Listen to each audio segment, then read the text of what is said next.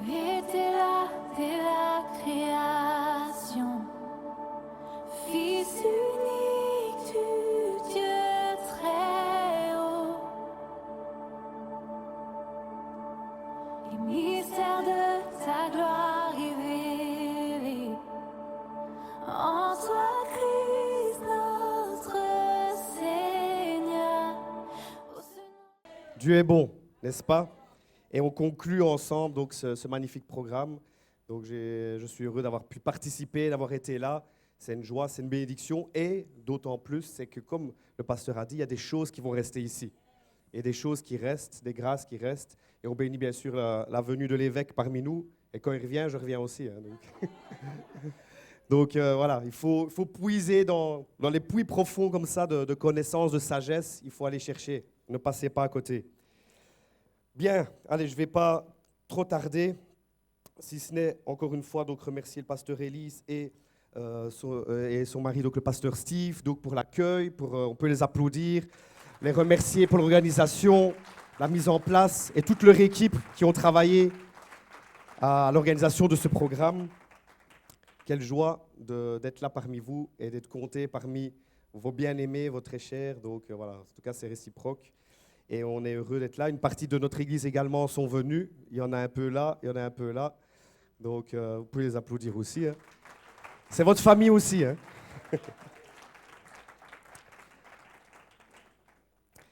Et comme ça, donc, nous allons passer à la parole de Dieu. Et on va prendre quelques textes. Peut-être, je ne sais pas, pasteur Élise, tu as un micro pour lire quelques textes ou quelqu'un d'autre, je ne sais pas. Je voudrais qu'on lise quelques textes ensemble. On va rester debout comme ça. On change de position, ça s'ira après. On va commencer avec 2 textes. Comme ça, si quelqu'un peut les lire pour nous, dans Éphésiens chapitre 2, versets 1 à 9. Éphésiens 2, 1 à 9. Alléluia. Nous allons lire la parole de Dieu dans Éphésiens 2, 1 à 9. La Bible déclare, « Vous étiez morts par vos offenses et par vos péchés, dans lesquels vous marchiez autrefois, selon le train de ce monde, selon le prince de la puissance de l'air, de l'esprit qui agit maintenant dans les fils de la rébellion. Nous tous aussi, nous étions de leur nombre et nous vivions autrefois selon les convoitises de notre chair, accomplissant les volontés de la chair et de nos pensées, et nous étions par nature des enfants de colère comme les autres. Mais Dieu, je dis une fois ça, mais Dieu, voilà. Qui est riche en miséricorde, à cause du grand amour dont il nous a aimés, nous qui étions morts par nos offenses, nous a rendus à la vie avec Christ. C'est par grâce que vous êtes sauvés. Il nous a ressuscités ensemble et nous a fait asseoir ensemble dans les lieux célestes en Jésus-Christ, afin de montrer dans les siècles à venir l'infinie richesse de sa grâce par sa bonté envers nous en Jésus-Christ. Car c'est par la grâce que vous êtes sauvés, par le moyen de la foi. Et cela ne vient pas de vous, c'est le don de Dieu. Amen. Ce n'est point par les œuvres, afin que personne ne se glorifie. Ok, et un autre texte dans Romains, l'Épître aux Romains, chapitre 5, les versets 6, 8 et 10. 6, 8, 10. La Bible déclare dans Romains 5, versets 6, 8 et 10. 6. Car lorsque nous étions encore sans force, Christ, au temps marqué, est mort pour des impies. 8. Mais Dieu prouve son amour envers nous en ce que lorsque nous étions encore des pécheurs, Christ est mort pour nous. 10. Car si, lorsque nous étions ennemis, nous avons été réconciliés avec Dieu par la mort de son Fils, à plus forte raison, étant réconciliés, serons-nous sauvés par sa vie. Amen. Père, Amen. Nous te remercions pour cette parole vivante, efficace. Merci pour l'amour dont tu nous as témoigné. Je prie, Saint-Esprit, que tu nous conduises là où tu veux nous emmener ce soir et que nous puissions en ressortir les trésors infiniment variés de ta parole, ces trésors magnifiques qui pourront nous transformer, nous toucher et venir faire ce que toi seul peux faire. Et nous te bénissons au nom de Jésus. Amen. Voilà, prenez place. Mais Dieu, disait le passage dans Éphésiens chapitre 2. Mais Dieu, j'aime bien quand il y a des passages comme ça. Il y a un tableau, nous étions des pécheurs, nous étions enfants de colère, rejetés, etc., sous la puissance de l'air. Mais Dieu intervient. Et aujourd'hui, donc, nous sommes toujours dans ce thème sur la grâce de Dieu et ses impacts donc, dans son Église. Et je voudrais vous parler ce soir sur ce qui fait que la grâce peut être libérée. C'est quoi l'essence même de la grâce de Dieu? C'est quoi l'essence de la grâce de Dieu? Le fondement de la grâce de Dieu. On a vu dans Éphésiens chapitre 2, le verset 4, que Dieu qui était riche en miséricorde, à cause du grand amour dont il nous a aimés. La grâce de Dieu commence par l'amour de Dieu. C'est l'amour qui est l'essence, qui est la base, qui est le fondement de la grâce de Dieu. C'est peut-être simple, mais c'est toujours des vérités simples, mais tellement qu'elles sont simples, on passe à côté. Et ce soir, je ne voudrais pas que tu passes à côté, mais de saisir le message qu'il y a derrière. Donc, l'amour, c'est l'essence de la grâce même de Dieu. C'est parce qu'il nous a aimés. Donc, mais Dieu qui est riche en miséricorde, à cause du grand amour dont il nous a aimés. Donc, tout commence à cause de quelque chose, et ce quelque chose, c'est l'amour de Dieu. À cause de son amour.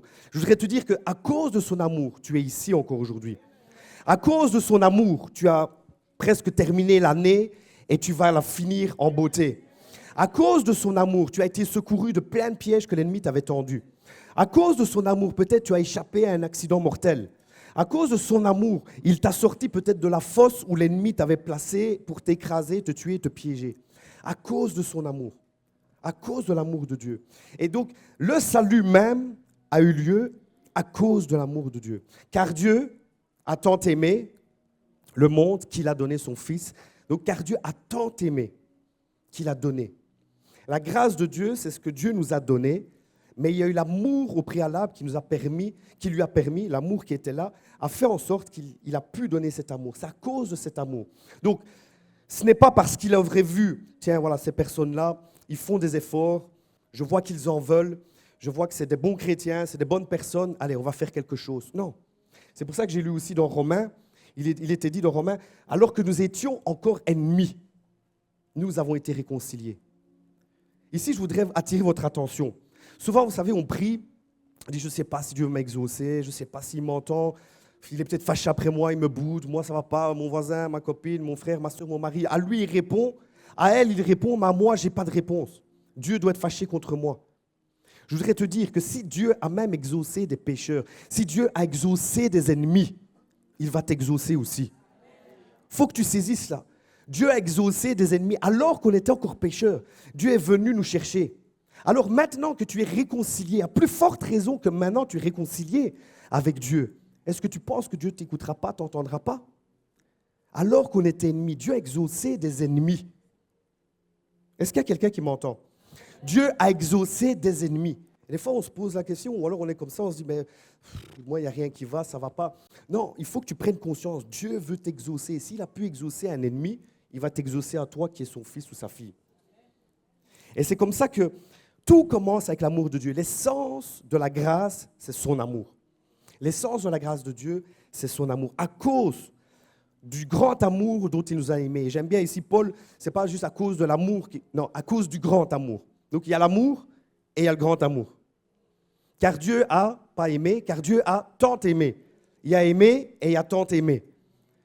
Ces petits comment dire, des adjectifs là, pour montrer que c'est quelque chose encore de plus supérieur. Et même encore, c'est faible par rapport à ce que Dieu voudrait dire, ce que Dieu voudrait donner et ce qui pourrait qualifier l'amour de Dieu. Donc, je voudrais vous amener à comprendre que cet amour-là, cet amour est la grâce que Dieu veut libérer dans notre vie. Cet amour est l'essence qui manifeste sa grâce et qui la libère et amène à la manifestation dans notre propre vie. Et quand on comprend cet amour, quand on saisit cet amour, alors c'est comme s'il y a une porte ouverte pour la grâce dans ta vie. Et aujourd'hui, je vais vous amener vers là pour que la porte soit ouverte, pour que la grâce te touche, te localise et soit libérée dans ta vie. Amen. Si tu le veux, dis je le veux. hein, comme au jour du mariage. Car, à cause du grand amour dont il nous a aimés, nous qui étions morts par nos fautes, il nous a rendu la vie avec le Christ, c'est par grâce que vous êtes sauvés. Il nous a ressuscités ensemble, fait asseoir dans les lieux célestes en Christ Jésus, afin de... Donc regardez, ça c'est le verset 7, Éphésiens 2, 7. Afin de... Quel était le but de ce grand amour, de cette miséricorde de Dieu? Le but c'était ça, afin de montrer dans les siècles à venir la richesse infinie, l'infinie richesse, ou notre version on va dire la richesse surabondante. Hein, comme j'ai dit, il y a l'amour, il y a le grand amour, il y a la richesse et la richesse surabondante. Il y a des gens qui sont riches, il y a des gens qui sont extrêmement riches. Dieu il est au-dessus de cette catégorie-là encore. Donc la richesse de Dieu, la richesse de sa grâce, donc l'infinie richesse de sa grâce par sa bonté envers nous en Jésus-Christ. Donc qu'est-ce qui a démontré, qu'est-ce qui a amené cette grâce? C'est l'amour de Dieu. C'est pour ça que souvent la grâce, bonté, amour vont souvent se retrouver dans les mêmes textes ou très proches. Dans beaucoup de textes, ces mots sont souvent cités ensemble. Et ici, on les a. On avait l'amour, ici on a la grâce et on a la bonté dans ce texte que j'ai cité. La bonté de Dieu, c'est parce que Dieu est bon qu'il veut agir. C'est parce que Dieu est bon qu'il veut répandre sa grâce. C'est simple, mais si tu arrives à saisir ça par la foi, il y a beaucoup de tracas, d'inquiétudes, de stress, de je ne sais pas, j'arriverai pas, c'est trop dur, qui n'auront plus lieu d'être. Ils sont là parce que tu doutes de la bonté de Dieu. Même si, mais non, je sais que Dieu est bon. En fait, tu le sais là, mais ce n'est pas descendu ici. Moi, je dis souvent à l'Église, il faut qu'on parvienne à avoir des révélations de la parole. Dans la parole de Dieu, dans le psaume, il écrit que la révélation de tes paroles est claire. Une autre version va dire que la révélation de tes paroles illumine. Ou alors une autre version va encore dire l'entrée de ta parole. La révélation, c'est ça, c'est quand la parole, elle entre. J'aime bien cette version qui dit l'entrée de tes paroles illumine. Il faut que la parole entre. L'entrée de tes paroles illumine. S'il y a une entrée que tu comprends, l'amour, la richesse de la grâce de Dieu, la bonté de Dieu, il y a des choses qui vont changer dans ta vie, directement. Une manière de voir, une manière de parler, une manière de penser, la perspective sur les événements qui se passent autour de toi. Souvent, c'est parce qu'on doute de cela. On doute de son amour. Même si on dit, mais non, c'est bien, Dieu m'aime. Puis l'école du dimanche, on a appris à chanter que Dieu m'aime, etc. La Bible me le dit. Mais il faut que ça dépasse un chant. Il faut que ça soit ta vie même qui soit consciente que Dieu t'aime. Que Dieu m'aime et qu'il prend soin de moi. Et l'essence donc de la grâce de Dieu, c'est pour ça aujourd'hui je voulais parler de ça. Pour qu'on saisisse que ça ne sera pas par tes efforts, ça ne sera pas parce que tu aurais pu faire, par tes qualités, par ta spiritualité, c'est parce que Dieu t'a aimé, à cause de son grand amour. Ça, c'est la base. À cause du grand amour dont il nous a aimés, il nous a montré, et il montre dans les siècles à venir, l'infinie richesse de sa grâce qui a été manifestée envers nous, par sa bonté, envers nous en Jésus-Christ. La bonté de Dieu. Dieu est bon. Est-ce que tu peux dire avec moi, Dieu est bon? Maintenant, dis-le avec conviction, Dieu est bon. Dis, il est vraiment bon.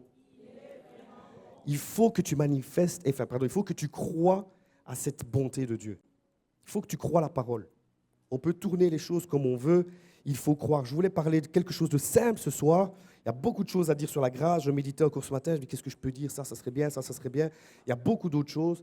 Mais si on arrive déjà à saisir ça, je pense qu'on ouvre une porte pour la grâce de Dieu dans notre vie. On a parlé beaucoup. L'évêque a parlé aussi les premiers jours. J'ai parlé aussi comment on doit collaborer avec cette grâce. La grâce de Dieu, elle est là. Mais si toi, tu n'apprends pas à collaborer avec cette grâce, si tu n'accueilles pas cette grâce, si tu ne reçois pas, la grâce sera inopérante dans ta vie. Elle sera là, mais elle va stagner, elle n'agira pas. Il faut que la grâce de Dieu trouve quelqu'un, il faut qu'elle rencontre quelqu'un qui va pouvoir la vivre, la manifester, la déverser, la libérer autour de lui. La grâce de Dieu. Et donc, tout démarre avec l'amour de Dieu. À cause du grand amour de Dieu, à cause du grand amour dont il nous a aimés, et il nous l'a montré donc par cette grâce qu'il a libérée en Jésus-Christ. Et donc, dans cette grâce, elle s'est manifestée alors que nous étions pécheurs, alors que nous étions ennemis, alors qu'on n'était pas réconciliés avec Dieu. Maintenant, frères et sœurs, il faut bien comprendre une chose. Je vais aller un petit peu dans cette parenthèse, mais je ne vais pas trop m'attarder. Mais quand vous lisez l'Épître aux Romains, il y a des fois le langage du chrétien n'est pas correct.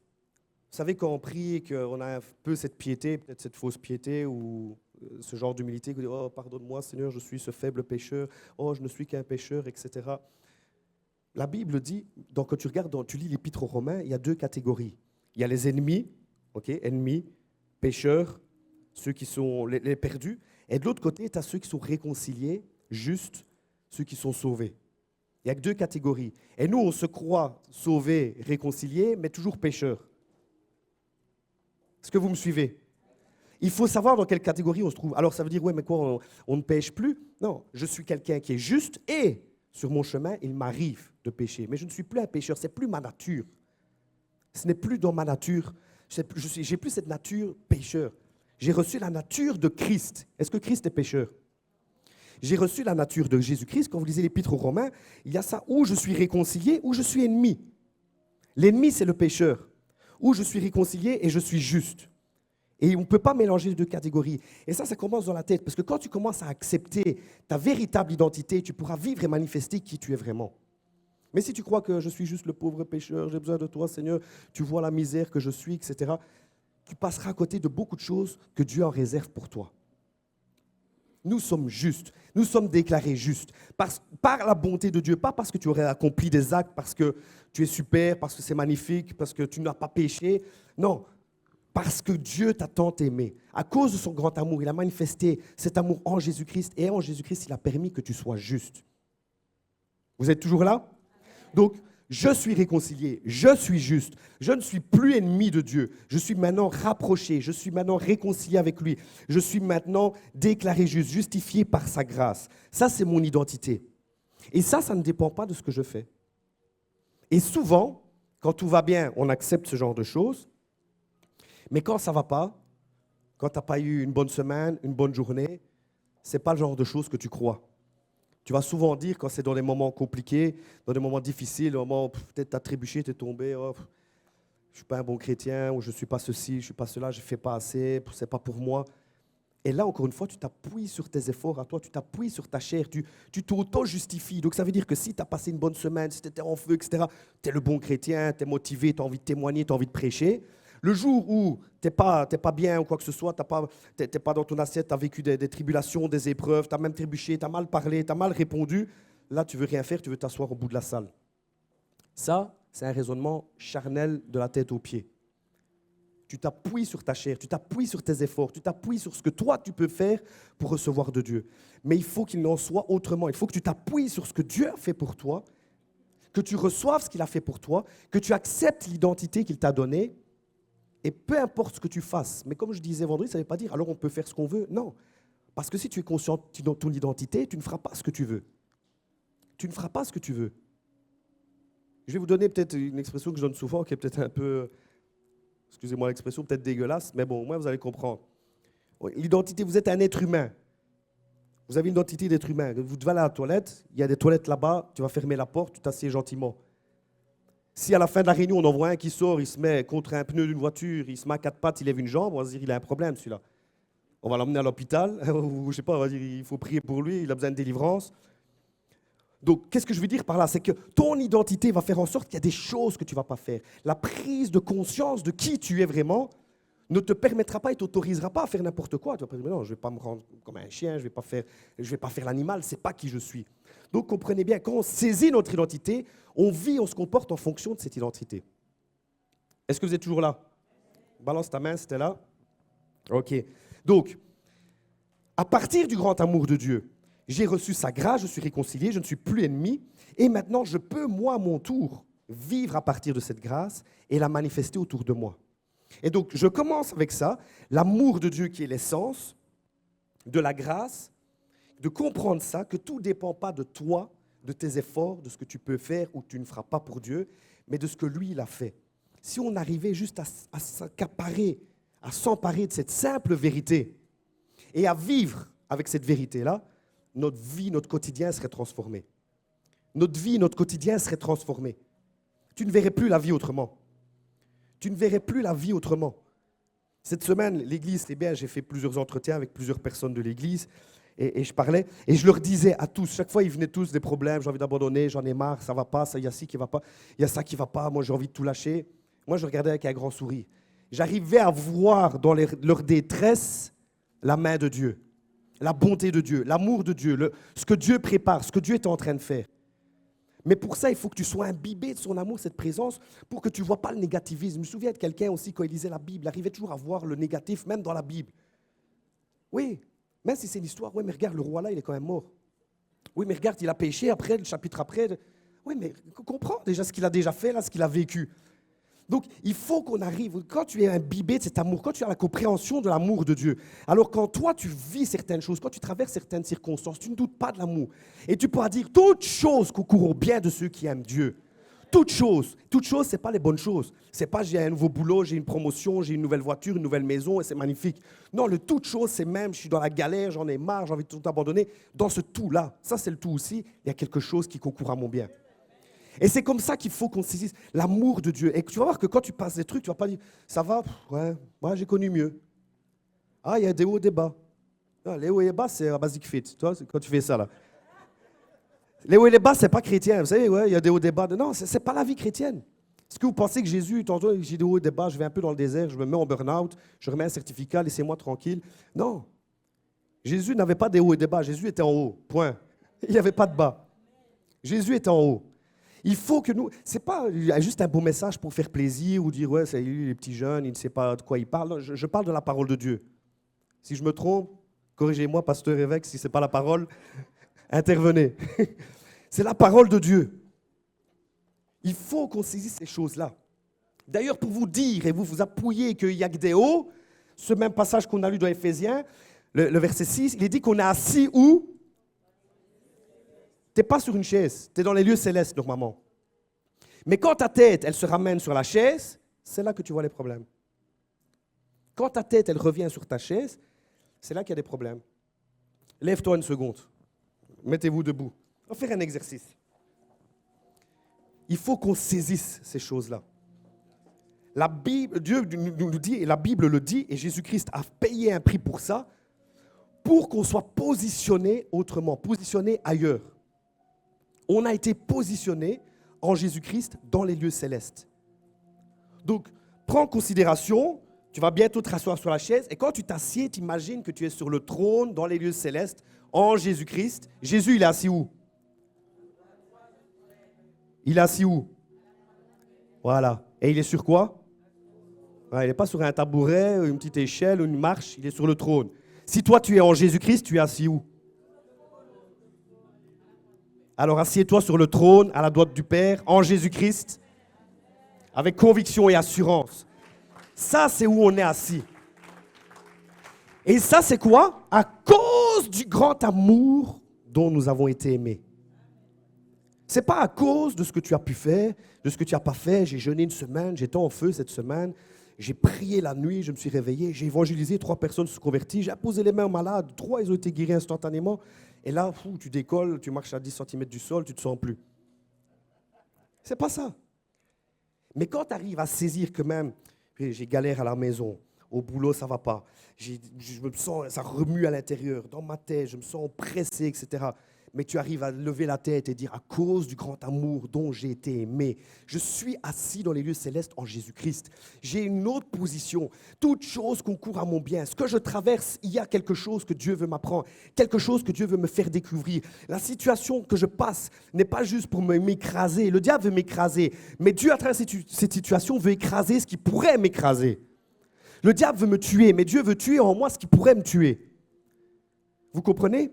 Et il faut qu'on change de perspective. Comme je dis souvent à l'église, il faut qu'on arrête de parler de ses angoisses, de sa maladie, de ses inquiétudes, toutes ces choses-là. Il faut qu'on arrête. Il faut plutôt que tu dises à ta maladie, la maladie là, tombe-toi malade. À tes doutes, commence à douter. À les inquiétudes, vous allez vous inquiéter. Il faut que ce soit tes problèmes qui aient des problèmes. Est-ce qu'il y a quelqu'un qui capte?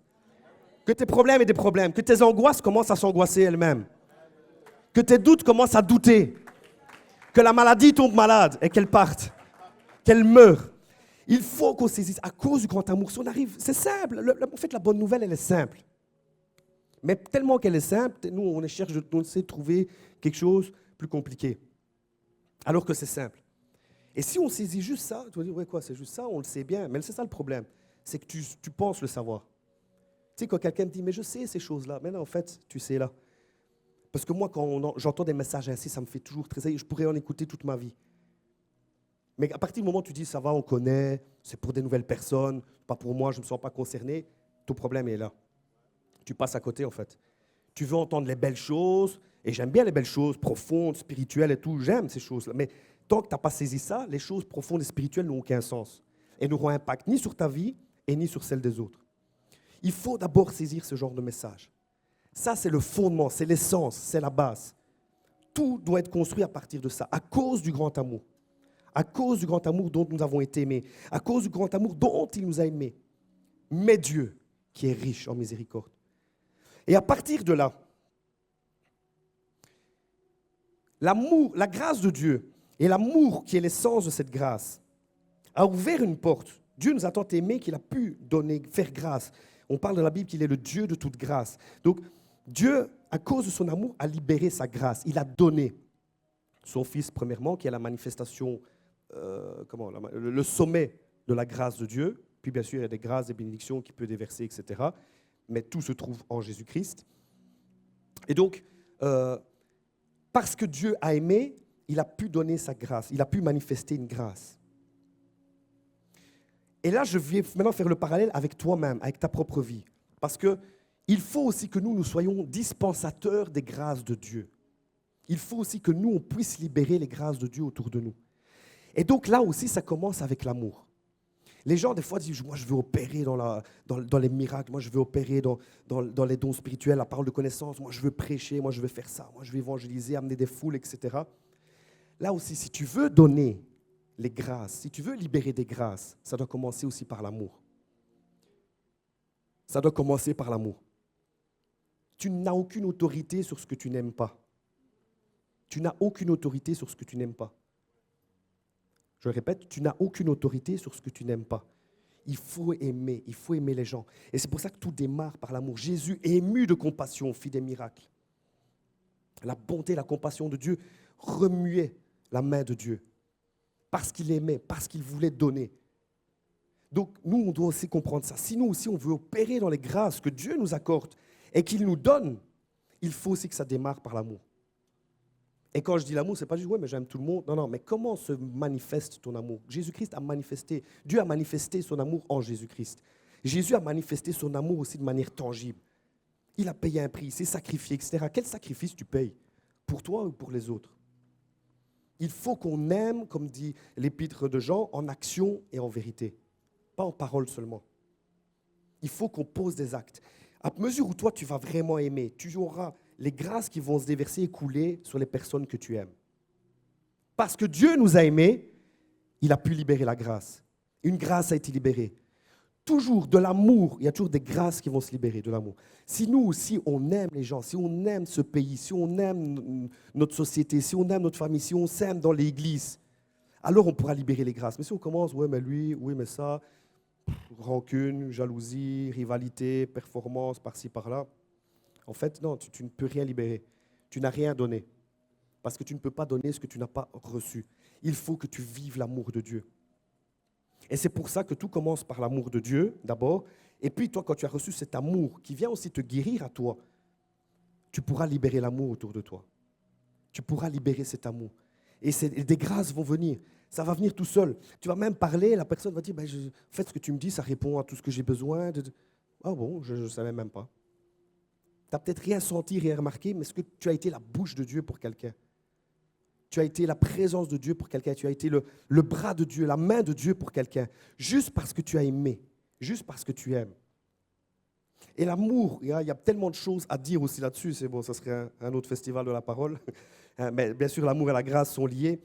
Mais l'amour, c'est la base. Si on arrive à aimer, mais aimer sans être vu, aimer sans attendre en retour, aimer sans qu'on nous applaudisse, aimer sans chercher une reconnaissance quelconque, aimer dans le secret. Tu fais le bien, et puis quand on dit c'est qui a fait ça, tu ne dis rien. Parce que vous savez, des fois on a même un amour, mais qui est un peu hypocrite. Parce qu'on veut aimer, mais qu'on sache que c'est moi qui ai aimé. On veut donner, mais qu'on sache que c'est moi qui ai donné. Et c'est moi qui ai rangé les chaises. C'est moi qui ai fait ça, c'est moi qui ai fait l'offrande. Non, fais sans que personne ne sache que c'est toi qui as fait. Il faut que tu analyses même tes motivations derrière l'amour. Tu aimes pourquoi ? Et pas juste aimer les gens qui sont aimables, les gens qui vont dans ton sens, les gens qui te caressent dans le sens de ton poil, les gens qui peut-être, voilà, c'est cool d'être avec eux, comment je dirais, les relations avec eux, ça se passe bien, etc. Non, et aime même les gens les plus durs. Les gens que ça passe pas, tu sais, ouais, mais on ne peut pas avoir de l'affinité avec tout le monde. Non, et Jésus, il peut avoir de l'affinité aussi avec toi, alors. Parce que toi, tu ne peux pas en avoir avec tout le monde. Et Jésus, il peut en avoir avec toi de l'affinité. Donc, non, va aimer ceux qui n'ont pas d'affinité. Aime les gens. Il faut qu'on aime.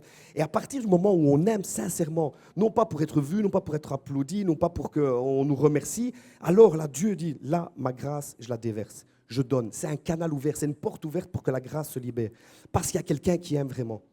Mais il faut pour ça que toi, tu sois d'abord imbibé de l'amour de Dieu. Ce grand amour. Et c'est cet amour-là qui va te guérir, te transformer. Parce que souvent, oui, on ne sait pas aimer correctement, on voudrait, mais on ne sait pas aimer correctement du fait que peut-être on a passé par tant de choses dans notre vie, des blessures, des trahisons, plein de choses qui ont fait que notre amour fait défaut. On aime avec le soupçon, on aime avec une méfiance, on aime avec, voilà, peut-être je cherche quelque chose, qu'est-ce que je peux en tirer ? Vous savez, des fois, des nouvelles personnes viennent dans l'église, ah ouais, moi je veux venir, des fois, après un jour, ils veulent venir, ils sont venus une fois, ils veulent venir. Mais en fait, ils veulent quoi ? Et souvent, tu vas remarquer, ils aiment d'être là.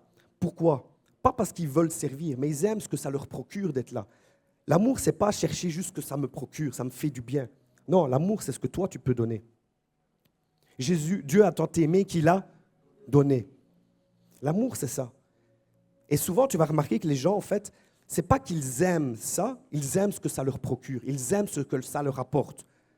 Clairement, coupe ce que ça leur rapporte et tu verras après qu'est-ce qui restera. Coupe ce que ça rapporte. Si Dieu me disait, ok, tu arrêtes de prêcher, c'est fini, tu t'assieds. Est-ce que je vais toujours aimer les gens ? Ou j'aimais juste parce qu'ils étaient là, ils m'écoutaient. J'aimais parce qu'ils m'applaudissaient, parce qu'ils me disaient, oh pasteur, c'était bien ton message. J'aimais ce que ça me procurait. Ou j'aimais juste parce que j'aime les gens, peu importe que je sois là là ou là. Et souvent, c'est là que ça fait défaut. Et on est faible dans la grâce, on ne peut pas libérer les grâces de Dieu parce qu'il n'y a pas un véritable amour. Et je veux vous encourager ce soir, je veux nous encourager à ce qu'on se remette devant Dieu et dire, Seigneur, mon amour, il est faible, je suis petit dans l'amour. Avant de grandir dans les dons spirituels, dans la connaissance, dans ceci, dans cela, je veux grandir dans la connaissance de l'amour que tu as pour moi et dans l'amour que je peux donner aux autres. C'est de là, dans Éphésiens aussi, il va dire que nous aussi, on peut communiquer des grâces. Dans le chapitre 4, il va parler qu'ils sortent de votre bouche des bonnes paroles, etc. Et qu'elles communiquent une grâce à ceux qui l'entendent. Même dans ce que tu parles, tu peux communiquer une grâce de guérison, une grâce de vie. Tu pourras communiquer plein de choses, juste parce que tu as parlé. Il y a des personnes, quand ils parlent, tu as envie de dire, tu aurais mieux fait de fermer ta bouche. Et il y en a certains qui disent, continue, parle, ça me guérit, parle, ça coule, ça fait du bien. Continue à parler, oh, ça me bénit, ça me booste, ça m'encourage. Et certains, ils ouvrent la bouche, ils ont plombé l'atmosphère. Quand tu ouvres la bouche, qu'est-ce que tu fais ? Qu'est-ce qui se passe ? Il faut qu'on aime, mais avant tout, il faut qu'on se sache aimer, pas juste dans la tête, pas juste la Bible dit alors c'est... Non, que je prends cette vérité-là. Et dans mes situations, que je regarde, voilà, j'ai vécu ça.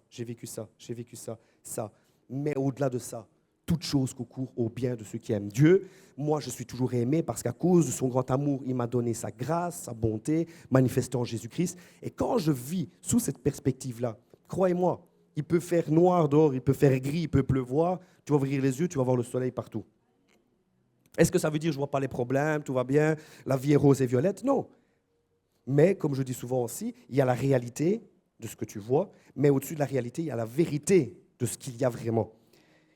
La vérité. Et cette vérité, c'est la vérité de la parole de Dieu, ce que Dieu dit. Parce qu'il nous a aimés. Ça, c'est l'essence et la base de la grâce de Dieu. C'est vraiment ce que je veux laisser aujourd'hui. Non seulement que nous, on prenne conscience et qu'on prie, Seigneur, je dois réaliser ton amour, je dois en être imbibé, je dois avoir une conviction que tu es bon, même dans les tribulations, même dans les épreuves, même dans les problèmes, même dans ce qui ne va pas. Tu es bon et tu restes bon. Tu ne changeras pas. Et à partir de là, dire, Seigneur, voilà, parce que je sais, je suis convaincu de ça, je peux aimer en retour. Je peux donner, je peux me donner, je peux sacrifier. Je peux faire confiance, je peux aider. Et je n'attends pas juste ce que ça me procure, ce que ça va m'apporter, mais je le fais. Juste pour ce que ça va donner, apporter et procurer à l'autre. Simple message. Très simple, mais très profond. Très simple. Je vais m'arrêter là, mais on va prier. On va juste prier par rapport à ça. Je ne veux pas aller plus loin. Juste si on prend ces deux vérités-là, on a gagné. On a gagné. C'est la base de l'évangile. Ça, c'est la bonne nouvelle. Et alors, tu pourras incarner toi-même la bonne nouvelle, être la bonne nouvelle pour quelqu'un. Devenir cette bonne nouvelle. À cause de son grand amour. Levons-nous quelques instants.